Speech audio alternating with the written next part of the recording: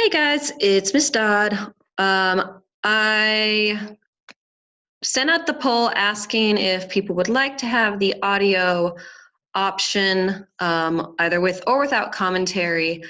And a lot of people have not yet responded, but enough did. And the books that I've chosen are among my absolute favorites. So I'm going to read the chapters, and then I will provide another video where I add some additional commentary if you would like to use that. If you choose not to use them, I will not be offended at all, but it will be up on my YouTube page for those of you who are interested.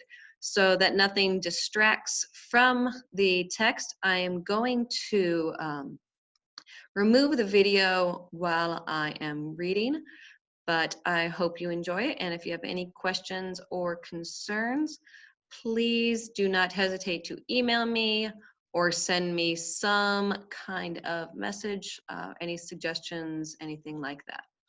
All right, here we go. The Hobbit, Chapter 1, An Unexpected Party.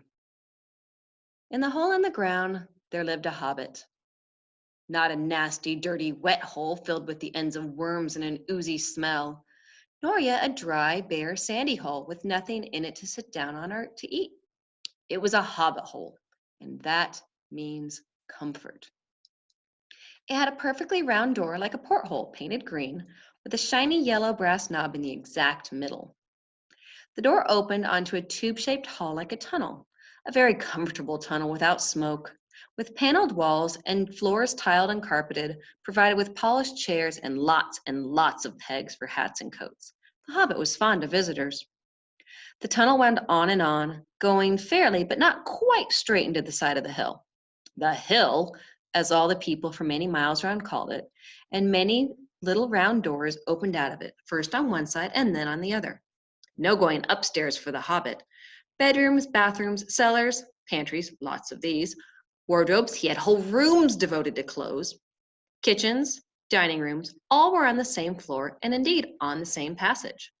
The best rooms were all on the left-hand side going in, for these were the only ones to have windows, deep-set round windows looking over his garden and meadows beyond, sloping down to the river. This Hobbit was a very well-to-do Hobbit, and his name was Baggins. The Bagginses had lived in the neighborhood of the hill for time out of mind, and people considered them very respectable. Not only because most of them were rich, but also because they never had any adventures or did anything unexpected. You could tell what a Baggins would say on any question without the bother of asking him. This is a story of how a Baggins had an adventure, found himself doing and saying things altogether unexpected. He may have lost his neighbor's respect, but he gained, well, you shall see whether he gained anything in the end. The mother of our particular Hobbit. What is a Hobbit? I suppose hobbits need some description nowadays, since they have become rare and shy of the big people, as they call us. They are, or were, a little people, about half our height, and smaller than the bearded dwarves. Hobbits have no beard. There is little or no magic about them, except the ordinary everyday sort, which helps them to disappear quietly and quickly when large stupid folk like you and me come blundering along, making a noise like elephants which they can hear a mile off. They are inclined to be in the stomach. They dress in bright colors, chiefly green and yellow, wear no shoes because their feet grow natural leathery soles, and thick, warm brown hair like the stuff on their heads, which is curly, have long, clever brown fingers, good-natured faces, and laugh deep, fruity laughs, especially after dinner, which they have twice a day when they can get it. Now you know enough to go on with. As I was saying, the mother of this Hobbit, of Bilbo Baggins that is, was the famous Belladonna Took, one of the three remarkable daughters of the old Took, head of the hobbits who lived across the water, the small river that ran at the foot of the hill. It was often said in other families that long ago one of the Took ancestors must have taken a fairy wife. That was of course absurd, but certainly there was something not entirely hobbit-like about them. And once in a while, members of the Took clan would go and have adventures. They all discreetly disappeared and the family hushed it up. But the fact remained the Tooks were not as respectable as the Bagginses, though they were undoubtedly richer. Not that Belladonna Took ever had any adventures after she became Mrs. Bungo Baggins. Bungo, that was Bilbo's father, built the most luxurious hobbit hole for her, and partly with her money, that was to be found either under the hill, or over the hill, or across the water, and there they remained to the end of their days. Still, it is probable that Bilbo, her only son, although he looked and behaved exactly like a second edition of his solid and comfortable father, got something a bit queer in his makeup from the Took side, something that only waited for a chance to come out. The chance never arrived until Bilbo Baggins was grown up, being about 50 years old, and living in this beautiful hobbit hole built by his father, which I have just described for you, until he had in fact apparently settled down immovably. By some curious chance, one morning long ago in the quiet of the world, when there was less noise and more green, and the hobbits were still numerous and prosperous, and Bilbo Baggins was standing at his door after breakfast, smoking an enormous long wooden pipe that reached nearly down to his woolly toes, neatly brushed, Gandalf came by. Gandalf! If you had heard only a quarter of what I have heard about him, and I have only heard very little of all there is to hear, you would be prepared for any sort of remarkable tale. Tales and adventures sprouted up all over the place wherever he went, in the most extraordinary fashion. He had not been down that way under the hill for ages and ages, not since his friend the old Took had died, in fact, and the hobbits had almost forgotten what he looked like. He'd been away over the hill and across the water on business of his own, since they were all small hobbit boys and hobbit girls. All that unsuspecting Bilbo saw that morning was an old man with a staff. He had a tall, pointed blue hat, a long gray cloak, a silver scarf over which a white beard hung down below his waist, and immense black boots. "Good morning," said Bilbo, and he meant it. The sun was shining, the grass was very green. But Gandalf looked to him from under long, bushy eyebrows that stuck out further than the brim of his shady hat. "What do you mean?" he said. "Do you wish me a good morning, or mean that it is a good morning whether I want it or not, or that you feel good this morning, or that it is a morning to be good on?" "All of them at once," said Bilbo, "and a very fine morning for a pipe of tobacco out of doors into the bargain. If you have a pipe about you, sit down and have a fill of mine. There's no hurry. We have all day before us." Then Bilbo sat down on a seat by his door and crossed his legs, and blew out a beautiful gray ring of smoke that sailed up into the air without breaking and floated away over the hill. "Very pretty," said Gandalf, "but I have no time to blow smoke rings this morning. I'm looking for someone to share in an adventure that I am arranging. It's very difficult to find anyone." "I should think so in these parts. We are plain quiet folk and have no use for adventures. Nasty, disturbing, uncomfortable things make you late for dinner. I can't think what anyone sees in them," said our Mr. Baggins, and stuck one thumb behind his braces and blew out another even bigger smoke ring. Then he took out his morning letters and began to read, pretending to take no more notice of the old man. He had decided he was not quite his sort and wanted him to go away. But the old man did not move. He stood leaning on his stick and gazing at the hobbit without saying anything, till Bilbo got quite uncomfortable and even a little cross. "Good morning," he said at last. "We don't want any adventures here, thank you. You might try over the hill or across the water." By this he meant the conversation was at an end. "What a lot of things you do use good morning for," said Gandalf. "Now you mean that you want to get rid of me, and that it won't be good until I move off." Not at all, my dear sir. Let me see. I don't think I know your name." Yes, yes, my dear sir, and I do know your name, Mr. Bilbo Baggins, and you do know my name, though you don't remember that I belong to it. I am Gandalf, and Gandalf means me. To think that I should have lived to be good morninged by Belladonna Took's son, as if I were selling buttons at the door." Gandalf! Gandalf, good gracious me! Not the wandering wizard that gave old Took a pair of magic diamond studs that fastened themselves and never came undone until ordered. Not the fellow who used to tell such wonderful tales at parties about dragons and goblins and giants and the rescue of princesses and the unexpected luck of widows' sons. Not the man that used to make such particularly excellent fireworks. I remember those. Old Took used to have them on Midsummer's Eve. Splendid. They used to go up like great lilies and snapdragons and laburnums of fire and hang in the twilight all evening. You will already notice that Mr. Baggins was not quite as prosy as he liked to believe, also that he was very fond of flowers. Dear me, he went on, not the Gandalf who was responsible for so many quiet lads and lasses going off into the blue for mad adventures, anything from climbing trees to visiting elves or sailing in ships sailing to other shores. Bless me, life used to be quite you used to upset things badly in these parts once upon a time. I beg your pardon, but I had no idea you were still in business. Where else should I be, said the wizard. All the same, I am pleased to find you remember something about me. You seem to remember my fireworks kindly at any rate, and that is not without hope. Indeed, for your poor old grandfather took sake, and for the sake of poor Belladonna, I will give you what you asked for. I beg your pardon, I haven't asked for anything. Yes, you have twice now. My pardon, I give it to you. In fact, I will go so far as to send you on this adventure. Very amusing for me, very good for you, and profitable too, very likely, if you ever get over it. Sorry, I don't want any adventures, thank you. Not today. Good morning, but please come to tea anytime you like. Why not tomorrow? Come tomorrow. Goodbye. With that, the hobbit turned and scuttled inside his round green door and shut it as quickly as he dared, not to seem rude. Wizards are, after all, wizards. What on earth did I invite him to tea for? He said to himself as he went to the pantry. He'd only just had breakfast, but he thought a cake or two and a drink of something would do him good after his fright. Gandalf, in the meantime, was still standing outside the door and laughing long but quietly. After a while, he stepped up and with the spike of his staff, scratched a queer sign on the hobbit's beautiful green front door. Then he strode away, just about the time Bilbo was finishing his second cake and was beginning to think he had escaped adventures very well. The next day, he had almost forgotten about Gandalf. He did not remember things very well unless he put them down on his engagement tablet like this: Gandalf, tea, Wednesday. Yesterday, he'd been too flustered to do anything of the kind. Just before tea time, there came a tremendous ring on the front door, and he remembered.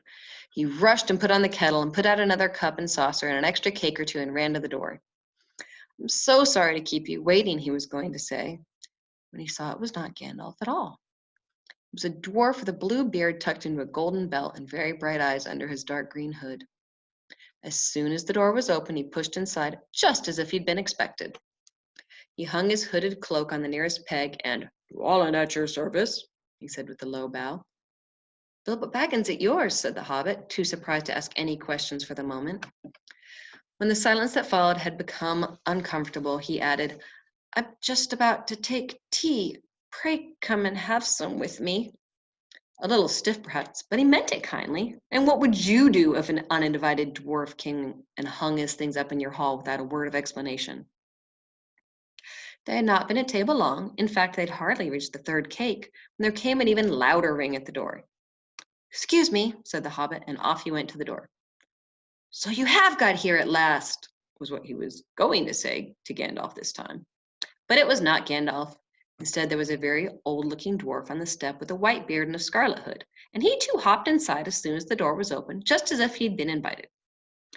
"I see they have begun to arrive already," he said when he caught sight of Dwalin's green hood hanging up. He hung his red one next to it and, "Balin at your service," he said with a hand on his breast. "Thank you," said Bilbo with a gasp. It was not the correct thing to say, but "they have begun to arrive" flustered him badly. He liked visitors, but he liked to know them before he arrived, and he preferred to ask them himself. He had a horrible thought that cakes might run short, and then he, as host, he knew his duty and stuck to it, however painful. He might have to go without. "Come along in and have some tea," he managed to say after taking a deep breath. "A little beer would suit me better if it's all the same to you, my good sir," said Balin with the white beard. "But I don't mind some cake, seed cake if you have any." "Lots," Bilbo found himself answering, to his own surprise, and he found himself scuttling off, too, to the cellar to fill a pint beer mug and to the pantry to fetch 2 beautiful round seed cakes, which he'd baked that afternoon for his after-supper morsel. When he got back, Balin and Dwalin were talking at the table like old friends. As a matter of fact, they were brothers. Bilbo plumped down the beer and the cake in front of them, when loud came a ring at the bell again, and then another ring, Gandalf for certain this time, he thought as he puffed down the passage. But it was not. It was two more dwarfs, both with blue hoods, silver belts, and yellow beards. And each of them carried a bag of tools and a spade. In they hopped as soon as the door began to open. Bilbo was hardly surprised at all. "What can I do for you, my dwarves?" he said. "Keely at your service," said the one. "And Feely," added the other. They both swept off their blue hoods and bowed. "At yours and your families," replied Bilbo, remembering his manners this time. "Dwallin and Balin here already, I see," said Keely. "Let's join the throng." Throng, thought Mr. Baggins. I don't like the sound of that. I really must sit down for a minute and collect my wits and have a drink. He'd only just had a sip in the corner while the four dwarfs sat around the table and talked about mines and gold and troubles with goblins and the depredations of dragons and lots of other things which he did not understand and did not want to, for they sounded much too adventurous, when ding-dong-a-ling-dang, his bell rang again, as if some little naughty hobbit boy was trying to pull the handle off. "Someone at the door," he said, blinking. "Some four, I should say, by the sound," said Feely. "Besides, we saw them coming along behind us in the distance." The poor little hobbit sat in the hall and put his head in his hands and wondered what has happened and what was going to happen and whether they would all stay to supper. Then the bell rang again, louder than before, and he had to run to the door. It was not four after all, it was five. Another dwarf had come along when he was wandering in the hall. He had hardly turned the knob before they were all inside, bowing and saying "at your service" one after the other. Dory, Nori, Ori, Owen, and Glowin were their names. And very soon 2 purple hoods, a gray hood, a brown hood, and a white hood were hanging on their pegs. And off they marched with their broad hands stuck in their gold and silver belts to join the others. Already it had almost become a throng. Some called for ale, some for porter, one for coffee, and all of them for cakes. So the hobbit was kept very busy for a while. A big jug of coffee had just been set in the hearth, and the seed cakes were gone, and the dwarves were starting on a round of buttered scones when there came a loud knock. Not a ring, but a hard rat-tat on the hobbit's beautiful green door. Someone was banging with a stick. Bilbo rushed along the passage, very angry and altogether bewildered and bewildered. This was the most awkward Wednesday he had ever remembered. He pulled open the door with a jerk, and they all fell in, one on top of the other. More dwarves, 4 more. And there was Gandalf behind, leaning on his staff and laughing. He'd made quite a dent on the beautiful door. He'd also, by the way, knocked out the secret mark that he had put there the morning before. "Carefully, carefully," he said. "It's not like you, Bilbo, to keep friends waiting on the mat and then open the door like a pop gun. Let me introduce Bifur, Bofer, Bomber, and especially Thorin." "At your service," said Bifur, Bofer, and Bomber, staying in a row. Then they hung up 2 yellow hoods and a pale green one, and also a sky blue one with a long silver tassel. This last belonged to Thorin, an enormously important dwarf, in fact, no other than the great Thorin Oakenshield himself, who was not at all pleased at falling flat on Bilbo's mat with Bifur, Bofer, and Bomber on top of him. For one thing, Bomber was immensely fat and heavy. Thorin indeed was very haughty and said nothing about service. But poor Mr. Baggins said he was sorry so many times that at last he grunted, "Pray don't mention it," and stopped frowning. "Now we are all here," said Gandalf, looking at the row of 13 hoods, the best detachable party hoods in his own hat hanging on the pegs. "Quite a merry gathering. I hope there is something left for the latecomers to eat and drink. What's that? Tea? No, thank you. A little red wine for me." "And for me," said Thorin. "And raspberry jam and apple tart," said Bifur. "And mince pies and cheese," said Bofer. "And pork pie and salad," said Bomber. "And more cakes and ale and coffee, if you don't mind," called the other dwarves through the door. "Put on a few eggs, there's a good fellow," Gandalf called after him as the hobbit stumped off to the pantries. "And just bring out the cold chicken and pickles." "Seems to know as much about the inside of my larders as I do myself," thought Mr. Baggins, who was feeling positively flummoxed and was beginning to wonder whether a most wretched adventure had not come right into his house. By the time he had got all the bottles and dishes and knives and forks and glasses and plates and spoons and all things piled up on big trays, he was getting very hot and red in the face and annoyed. "Confusticate and be bother these dwarves," he said aloud. "Why don't they come and lend a hand?" Lo and behold, there stood Balin and Dwalin at the door of the kitchen, and Feely and Keely behind them. And before he could say knife, they'd whisked the trays and a couple of small tables into the parlor and set everything afresh. Gandalf sat at the head of the pantry with the 13 dwarves all round, and Bilbo sat on a stool at the fireplace, nibbling at a biscuit. His appetite was quite taken away, and trying to look as if this was all perfectly ordinary and not in the least an adventure. The dwarves ate, and talked, and time got on. At last, they pushed their chairs back, and Bilbo made a move to collect the plates and glasses. "I suppose you will all stay to supper?" he said in his politest, unpressing tones. "Of course," said Thorin, "and after. We shan't get through the business till late, and we must have some music first. Now to clean up." Thereupon the 12 dwarves, not Thorin, he was too important, and stayed talking to Gandalf, jumped to their feet and made tall piles of all the things. Off they went, not waiting for trays, bouncing columns of plates, each with a bottle on top, with one hand, while the hobbit ran after them and almost squeaking with fright, "Please be careful, and please don't trouble, I can manage." But the dwarves only started to sing. "Chip the glasses and crack the plates, blunk the knives and bend the forks. That's what Bilbo Baggins hates. Smash the bottle and burn the corks. Cut the cloth and tread on the fat. Pour the milk on the pantry floor. Leave the bones on the bathroom mat. Splash the wine on every door. Dump the crocks in a boiling bowl. Pound them up with a thumping pole. And when you've finished, if any are whole, send them down the hall to roll. That's what Bilbo Baggins hates. So carefully, carefully with the plates." And of course, they did none of these dreadful things, and everything was cleaned and put away safe, quick as lightning, while the hobbit was turning round and round in the middle of the kitchen, trying to see what they were doing. Then they went back and found Thorin with his feet on the fender, smoking a pipe. He was blowing the most enormous smoke rings, and wherever he told one to go, it went up the chimney, or behind the clock on the mantelpiece, or under the table, or round and round the ceiling. But wherever it went, it was not quick enough to escape Gandalf. Pop! He sent a smaller smoke ring from his short clay pipe straight through each one of Thorin's. Then Gandalf's smoke ring would go green and come to hover around the wizard's head. He had quite a cloud of them around him already, and in the dim light, it made him look strange and sorcerous.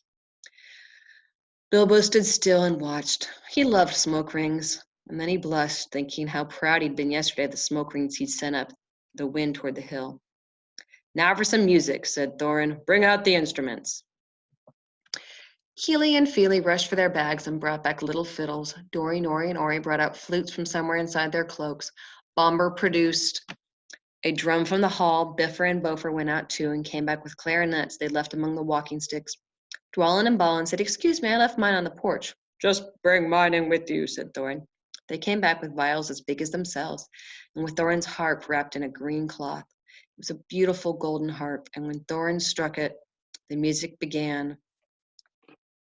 All at once, so sweet and sudden and sweet that Bilbo forgot everything else and was swept away into dark lands under strange moons, far over the water and far from his hobbit hole under the hill. The dark came into the room from the little window that opened in the side of the hill. The firelight flickered. It was April, and still they played on, while the shadow of Gandalf's beard wagged against the wall.